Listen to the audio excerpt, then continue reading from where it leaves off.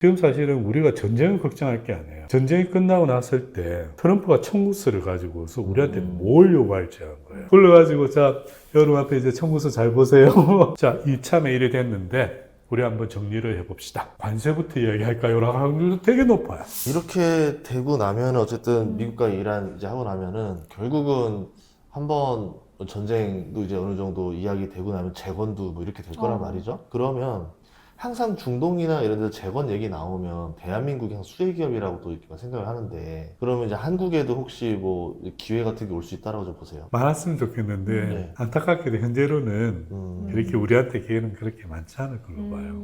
전쟁이 시작되면 전쟁의 소문이 돌면은 이 관계자들이 모이잖아요. 네.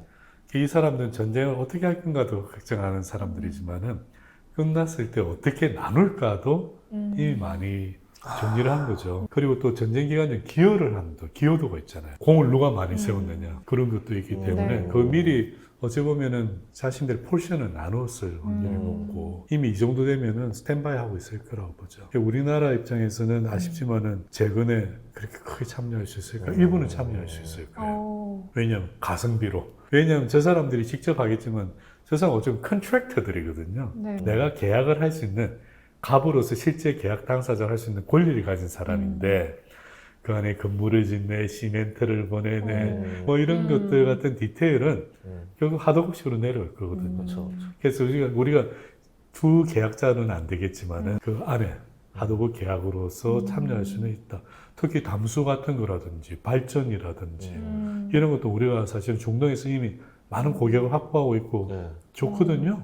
그래서 그런 부분에서는 우리한테 좀 기회가 오지 않을까. 다른 일반적인 것에서는 잘 모르겠어요.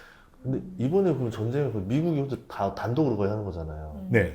예전 같은 경우는 전쟁하면 뭐 영국도 참여하고 뭐 이렇게 해가지고 이렇게 하고 있는데, 이제는 미국이 혼자 했으니까 수혜도 미국이 다 가져간다 이렇게 볼 수 있겠네요. 그게 크죠. 그리고 트럼프를 잘 보세요. 지금 사실은 우리가 전쟁을 걱정할 게 아니에요. 전쟁이 끝나고 났을 때 트럼프가 청구서를 가지고서 우리한테 뭘 요구할지 하는 거예요. 생각지도 않은 것들을 요구할 확률이 되게 높아요. 생각할 수 있는 것들은 또 호르무즈 통행료를 미국이 걷겠다. 다른 거 뭐 있을까요? 아까도 말씀드렸지만은 미국은 이제 협상할 때 우리가 어떤 한 이슈를 자기한테 강점이 있잖아요. 네. 강점을 협상에서 쓰면은 상대편이 내가 원하는 거를 받아내기가 쉽거든요. 근데 이 강점이라는 것이 단순히 내가 힘이 세다, 내가 잘했다가 아니에요. 이런 건 내가 뭘 너희들한테 기여를 했다. 당신 나라한테 뭘 기여를 했다. 호르무즈 해협을 내가 다시 해방시켰다. 그리고 이참에 이쪽에 있는 주변의 반군 세력이나 위험 요소들을 제거를 했다. 근데 이거 하는데 우리가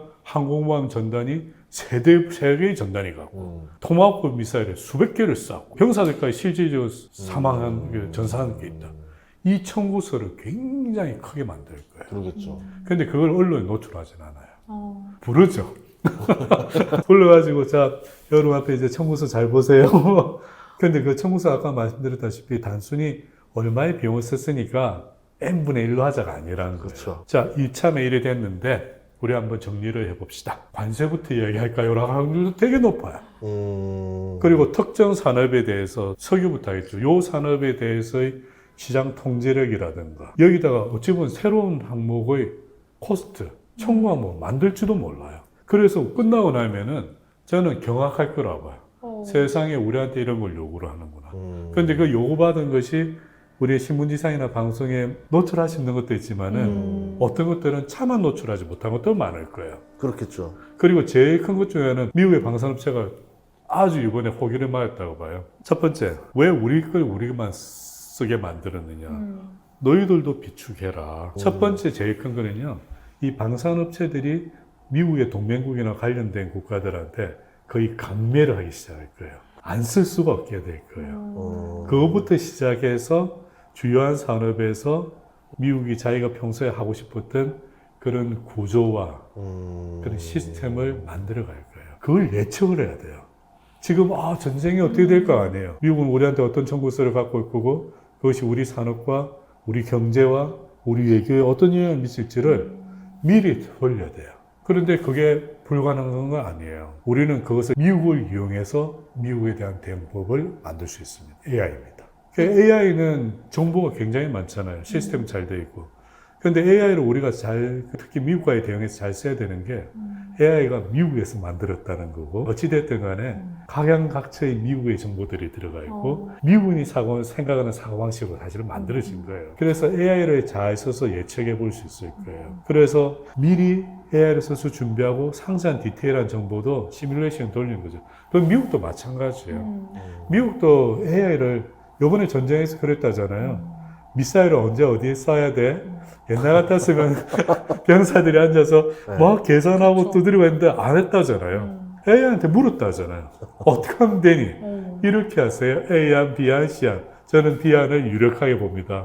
B안 할까? 합시다. 그리고 이 방대한 전문 지식을 갖고 있는 사람도 우리는 없고 정보 출처도 잘 없잖아요. 뭐 아무튼 최대한 끌어모아서 적절하게 AI 팀을 가동해서 미국에서 어떻게 나올지 예측하고 방비 세우고 해야 되지 않나 싶어요. 사실 호르무즈는 원래 자유로운 곳이었잖아요. 근데 거기에 통행료를 이제 자유롭게 했으니까 통행료를 걷겠다. 그리고 사람을 한 명 한 명 불러가지고 이 청구서를 내는 것도 전쟁이 사실 안 났으면 그런 일도 없는 건데. 통행료를 걷는다는 개념이 네. 원래 운하는 걷잖아요. 원래는 해협은 걷지 못했는데 걷게 되면은 무서운 게 이 통행을 시켜주고 안 시켜주고 권력이 될 수도 있는 거잖아요. 그렇죠. 그럼요. 미국이 그러면은 해협의 통행료를 걷고 열고 닫고를 내가 권한을 쥐게라고 하면은 만약에 그 호르무즈 하나 쥐고 말라카 쥐면은 중국의 힘을 완전히 빼놓을 수도 있는 거네요. 항상 우리가 아까도 말씀드렸지만은 자꾸 미국 이란 사태를 미국 이란이나 인근에 있는 뭐 이스라엘이나 뭐 걸프 국가들만을 자꾸 보는데 사실 시각을 좀 확대를 해볼 필요가 있어요. 특히 중국은 정말 확대를 해볼 필요가 있어요. 근데 트럼프가 하는 말 중에 뭐 이렇게 허장성세 같이 말하는 거 있잖아요. 근데 그게 숫자가 들어갈 때는 의미가 있어요. 제가 의미해 가진 숫자는 20%의 통관세. 그 해협을 통과하는 그 화물의 가치의 20%를 받겠다고 했잖아요. 20%를 가져간다. 하나의 생산 시설이나 운영 시설 운영할 때 코스트가 하나도 없는데 네. 몇 명 가가지고 표 끊어주겠다는 거잖아요. 네. 우리 그 톨게이트비 내듯이 통행세. 통행세잖아요. 네. 깡패들이 하는 짓이잖아요. 네. 그러니까요. 근데 그 말은요, 트럼프가 그 협상에서 뭐냐면은 툭 던지는 게 있어요. 우리가 퍼스트 오파라고 하는데 이것을 앵커링 이펙트라고 부릅니다. 근데 많은 분들이 민감해요.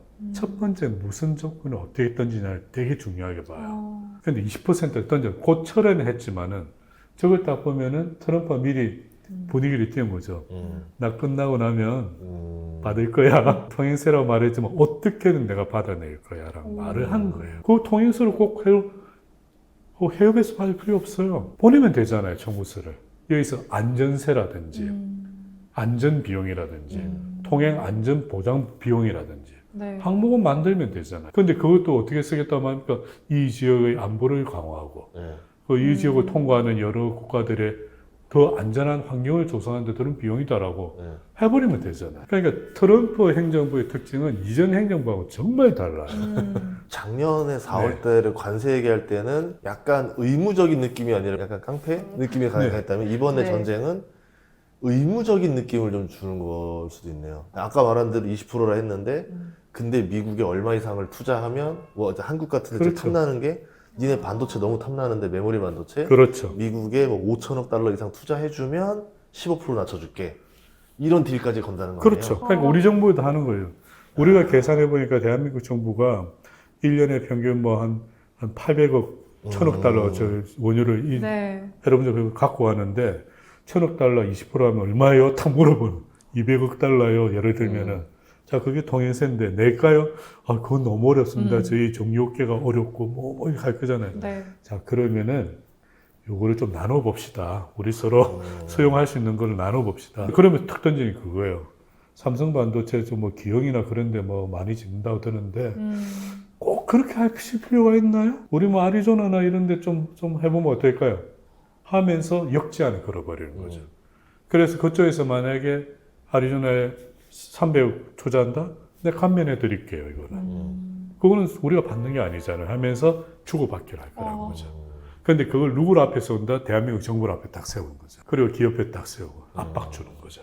말 안 받아들이면 어떡하냐? 허가제로 들어가는 거죠. 보니까 한 1년에 배 한 500대가 왔다 갔다 하는데 대한민국 그러면 한 200대로 제한합시다. 왜냐하면 우리가 여기 경계하는데 많이 드는데 똑같이 해줄 수는 없어요. 그래서 저희가 나눠보니까 대한민국 요번에 감당하겠다는 비용을 보니까 내가 뭐 200대가 적당한 것 같아. 이렇게 나와버리면 어떡하겠어요? 굉장히 위해주는 척 하는데 아니네요. 아니죠. 그러니까 할 거리는 너무너무 많아요. 그리고 그 지나가는데 보니까 왜 우리 그 좀 안 들렀어요? 거기 우리 좋은 그 항만 시설도 많은데 그리고 왜 그 금융업체를 거기로 했었어요? 자본을? 우리 그 미국 그 뱅크 오브 아메리카 좀 쓰세요. 요번 뱅크 오브 아메리카 요번에 전쟁에 정말 많은 공헌을 했거든요. 그 결제은행을 좀 한번 뱅크 오브 아메리카로 한번 일부를 좀 돌려봅시다. 할 거는 무지막지하게 많아요. 그러니까 이미 트럼프 대통령이 짜놓은 판에 이미 걸려들었네요. 이 그런 거죠. 국가들이. 그런데 지금 방송에서는 계속 폭탄이 떨어졌네요. 이렇게 그렇죠. 하는 거는 당연히 관심 있고 보는 맞으나 전쟁은 사실 우리가 당사자가 실제로 아니잖아요. 물론 우리한테 영향이 크죠. 네. 실제로 우리한테 영향이 직접적으로 오는 것은 전쟁 중에도 오겠지만은 실제는 전후에 미국의 청구서와 다양한 것들이 어떻게 나올지를 미리 파악하는 것은 너무 중요하죠. 그럼 좀 보셨을 때 연구를 많이 하셨으니까 이게 트럼프 대통령이라서 이런 판을 짰다 생각하시지 아니면 트럼프가 아닌 누군가가 나왔다 하더라도 미국의 전략이 비슷하게 갔을 거다 생각하시는지 궁금하네요. 비슷하게는 갈 수 있으나 트럼프만큼은 절대 안 됩니다. 트럼프 내각을 보시면 알아요. 트럼프 내각에 쉽게 말하면 공무원이 없어요. 기업인들밖에 없어요. 주축이 기업인들이에요. 주축이. 뭘 하겠다는 겁니까? 사업하겠다. 사업하겠다는 거잖아요. 근데 백악관에도 미국 행정부에 들어가는데 개인 사업은 할 수는 없잖아요. 그렇죠. 나라를 가지고 사업하는데 나라의 일을 하는데 그 일이 어떻다? 자기와 관련된 기업, 자기 관련된 산업에 많은 이익을 할 수 있도록. 그런데 그것이 국정으로 이루어질 수 있도록 국가의 정책으로 그것을 변환하는 정말 뛰어난 인재들이 앉아 있는 거죠. 이게 완전 그 로비의 느낌 같은. 그러니까 이제 이 기업들의 정책을 짤 수 있도록 로비를 하고 네. 국가는 그런 프로젝트를 크게 만들어내고 그 프로젝트에 결국 그 기업들이 수혜를 안 볼 수가 없게 그 정책이 나오면서 이 돈의 순환이 도는 설계가 기가 막히네요. 그럼 한번 보세요. 그게 미국이 2023년도 연방 로비, 연방 정부라고 하잖아요. 군수 산업에만, 전 산업도 아니에요. 군수 산업에만 얼마 돈을 썼을까요? 이거 보면 2023년 기준이에요. 네. 904명의 로비스트가 고용됐고 총 비용 1억 4천만 달러를 썼어요. 로비하는데 1억 4천만 달러를 썼다면 이거 회수해야 되겠죠. 얼마 정도 돼야 될까요? 기본 수천억 달러는 땡겨야지 이 로비스트의 비용이 감세되는 거예요. 네. 그런데 호르무즈 해협을 단순히 석유와 가스가 통하는 곳이라고 보시면 절대 안 돼요. 왜냐하면 여기는 복합 산업단지입니다. 쉽게 말하면. 첫 번째 원유와 액화천연 가스 지나가죠. 해상보험과 재보험, 국제선박금융, 달러 결제, 제가 결제 말씀드렸잖아요. 뱅크 오브 아메리카 결제라고 했잖아요. 네. 달러 결제, 수출 안보, 중국과 인도, 유럽의 에너지 조달이에요. 그러니까 이게 굉장히 미국의 중국 봉쇄 정책하고 직결된. 그래서 어떻게 호르무즈 해협을 요번에 권력 구조를 어떻게 가냐, 통제 구조를 어떻게 갖고 가냐가 정말 미국으로서는 중요한 거고 중국으로서도 아주 초미의 관심을 갖고 보는 거죠. 그리고 요번에 이것이 첫 번째 미국이 크게 실추한 게 있죠. 3월 달에 이란한테 당했다라는 이야기 들은 거죠. 저 이란이 이긴 거 아니야? MOU만 봐도 그렇고 야 이란한테 완전 당했는데 요번에 빨리 회복해야 돼요. 미국의 그 어떤 밀리터리 리더십 헤게모니는요, 미국을 지탱하는 중요한 힘 중에 하나, 제일 중요한 힘일 수도 있어요. 그래서 미국의 군사력에 대한 두 번 다시 반론을 펼칠 수 없을 정도로 압도적인 군사적 역량을 이번에 보여야 되는 거예요. 그것이 어디로 연결된다? 청구서로 연결되는 거죠. 그리고 각종 미국과 여러 가지 산업이나 외교나 국방에 다 영향을 미치는 거예요. 이것들이 있기 때문에 이번에 이 호르무즈 해협에서의 미국은 압도적인 승리를 거둬야 돼요. 어쨌든 공포를 심어줘야 된다는 얘기인 거고 그 네. 공포를 통해서 원하는 조건을 협상으로 다 끌어내야 되는 건데 거의 뭐 항복에 가까운 수준의 전리품을 다 건져가야 된다는 거잖아요. 그걸 바라는 거죠. 그러려면 그 사이에 그 잠깐 순간이긴 하지만 유가는 엄청 튈 수밖에 없는 상황이 가겠네요. 그 이제 유가 트는 것도 일반적으로는 유가가 오르면은 물가가 오르고 인플레이션이 나타나고 막 그런 거 걱정하잖아요. 유가가 오르면 어디가 제일 좋을까요? 미국이 제일 좋아요.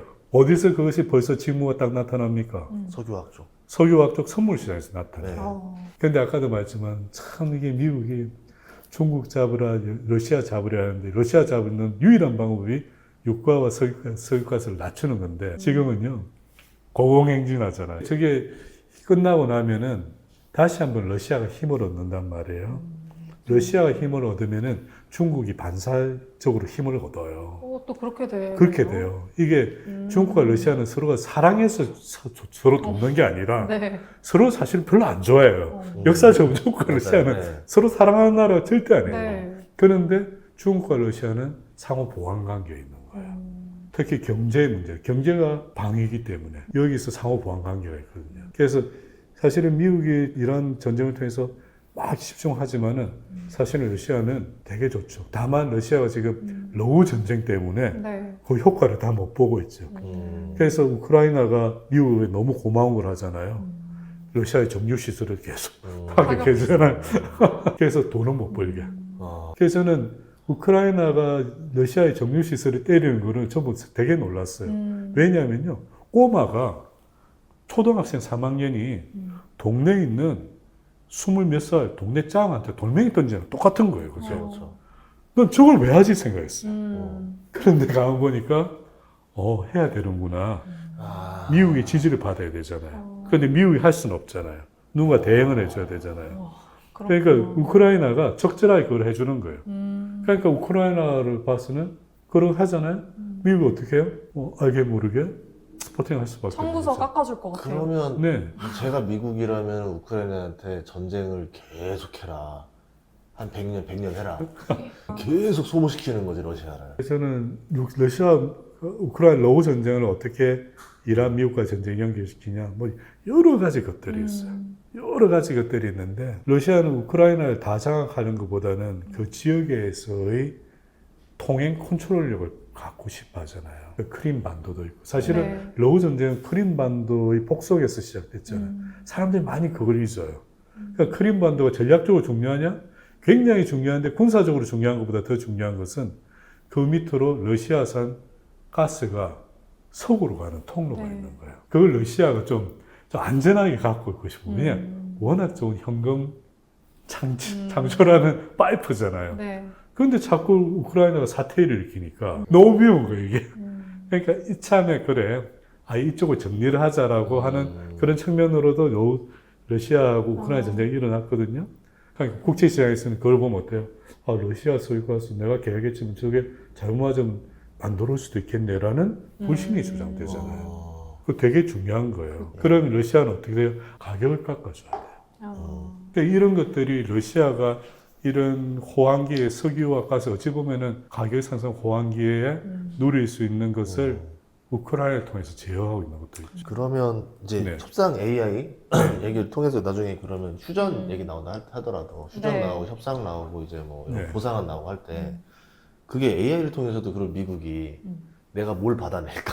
당연합니다. 이것도 되는 거예요? 당연합니다. 왜냐하면 야, 대표님 제가 만든 네고메이트 구조를 좀 설명해 드릴까요? 오. 예. 아시다시피 제가 이게 네고메이트라는 협상 AI를 만들었어요. 네. 제가 그거를 모 우리나라 제일 큰 전자회사가 저를 사실은 불렀어요.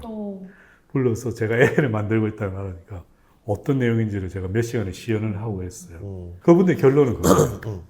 여기서 박상기 대표가 우리한테 협상 컨설팅 할 때 해줬던 상대의 강점을 무력화시키는 것, 우리의 약점을 없애는 것, 상대가 뭘 원하는지를 미리 파악해서 상대가 받아들이지 않을 수 없는 제안 내용을 만들어줍니까가 결론적인 답변이에요. 만들어주기 때문에 팔리는 거거든요. 그건 비즈니스니까 이거와 다르지 않느냐. 전쟁은 제일 큰 비즈니스입니다. 네. 그리고 통상 무역은 제일 큰 비즈니스입니다. 그러니까 무슨 말이냐, 협상이 같은 겁니다, 사실. 그래서 제가 협상에 제일 먼저 만든 게 뭐냐면, 제일 첫 번째 1번 버튼이 상대를 프로파일링 분석하는 겁니다. 그렇겠죠. 네, 누가 무엇을 왜를 분석을 해야 됩니다. 우리가 그냥 미국하고 협상한다 하잖아요. 그건 맞는 말이기도 하지만 그렇게 맞는 말은 아니에요. 왜냐하면 미국의 누구와 무엇을 해요. 그것을 수백 명의 사람들이 있잖아요. 그렇죠. 분석해야 됩니다. 음. 근데 그것이 우리나라에는 좀 정보에 대한 어떤 분석하는 시스템이 잘 있는지 모르겠어요. 제가 기업들하고 할 때는 그렇게 아직은 좀 미숙한 단계. 그래서 제가 그걸 제일 먼저 만들었죠. 네. 그리고 두 번째, 상대편의 상황을 분석해야 돼요. 그냥 알고 있는 상황이 아니에요. 제가 들어보니까요, 그 뉴스를 보니까요, 그거는 정말 파편이에요, 파편. 근데 실제로 그런 정보들은 AI 시대에는 다른 말로 하면요, 정보가 풍부한 시대예요. 우리가 근접할 수 없는 정보까지 풍부하게 사실은 AI를 통해서 들어와요. AI는 어느 나라가 만들었다고 했습니까? 미국이 만들었어요. 사실은 AI를 통해서 가장 우리가 잘 받아들이는 정보는요, 미국 정보가 AI 시스템 안에 사실은 엄청나게 있어요. 그걸 제가 그래서 활용하자는 거죠. 네. 그래서 미국은 어떤 상황인지, 어느 부서가 어느 기업이 무슨 상황이고 어떤 문제가 있고 뭘 원하면 되는지를 갖고 와서 다시 미국식 사고로 이 사람들은 우리가 앞으로 통행세 관련해서 이제 정산 절차도 있고 그것이 다른 여러 산업과 할 때 이 사람들은 우리한테 어떻게 나올지를 미리 그 사람들의 시나리오를 예측해낼 수가 있어요. 그걸 보고는 그걸 다시 AI에 넣어서 우리가 어떻게 하면 최적 대응을 해서 우리가 원하는 결과를 이 사람들이 수긍하게 만들지를 또 만들어내는 겁니다. 박사님 혹시 쳐보셨을까요? 네, AI에. 해봤습니다. 어떤 답변이 나왔을까요? 이전에 그 트럼프 관세 문제 그걸 해봤죠. 네네.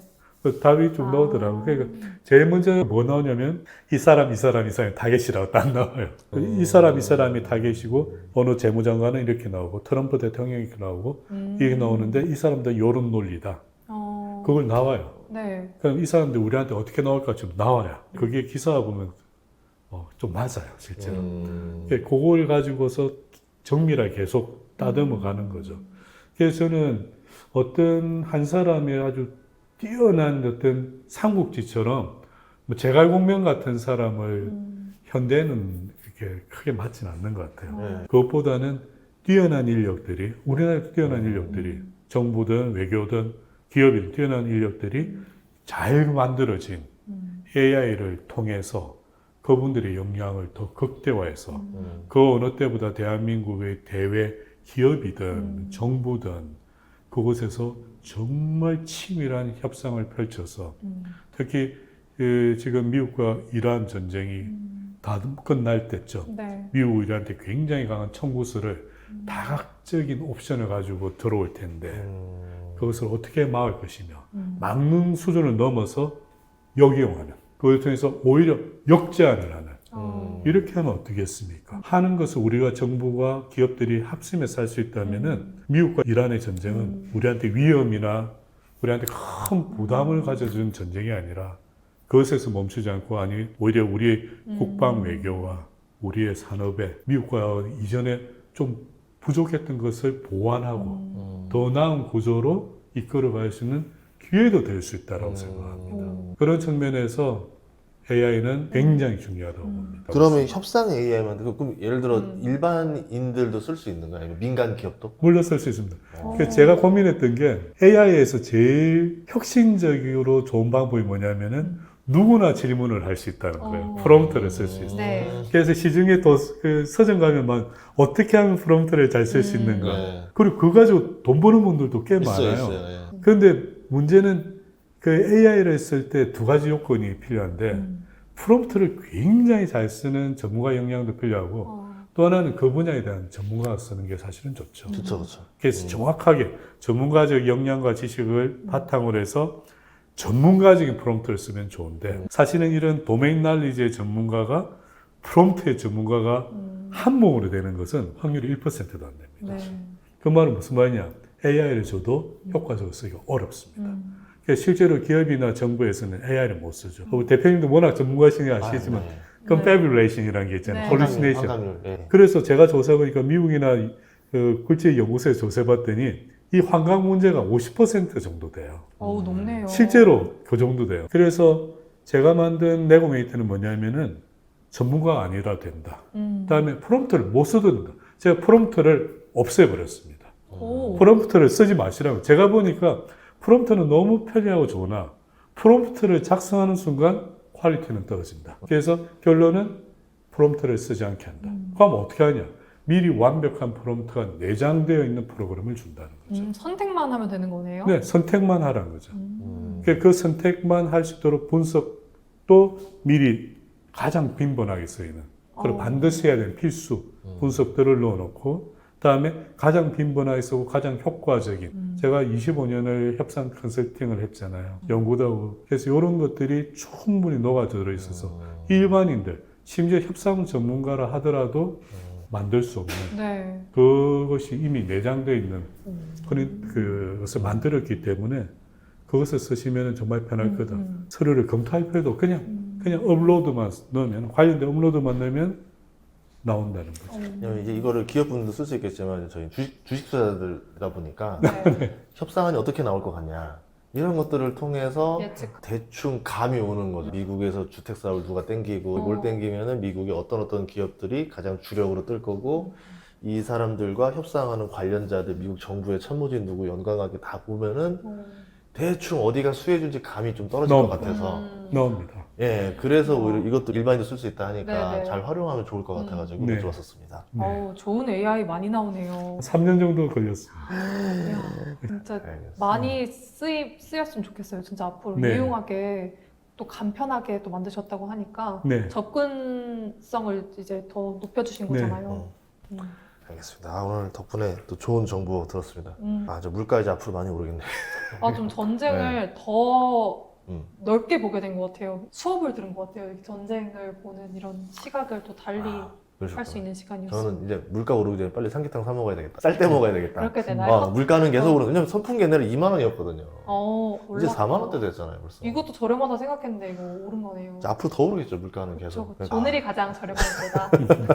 근데 또 저도 증시에서는 아까 말한 대로 뉴욕 증시는 안 떨어질 가능성이 높다 얘기해 주는 게 또 하나의 또 위안이 되지 않나 생각이 됐습니다. 오늘 박상기 박사님 모시고 이렇게 또 미국 이란에 대한 이야기, 협상에 대한 이야기 했는데 네. 이렇게 또 좋은 말씀 해주셔서 너무 고맙습니다. 감사합니다. 네. 앞으로도 많은 활동 기대하도록 하겠습니다. 네. 고맙습니다. 네, 감사합니다.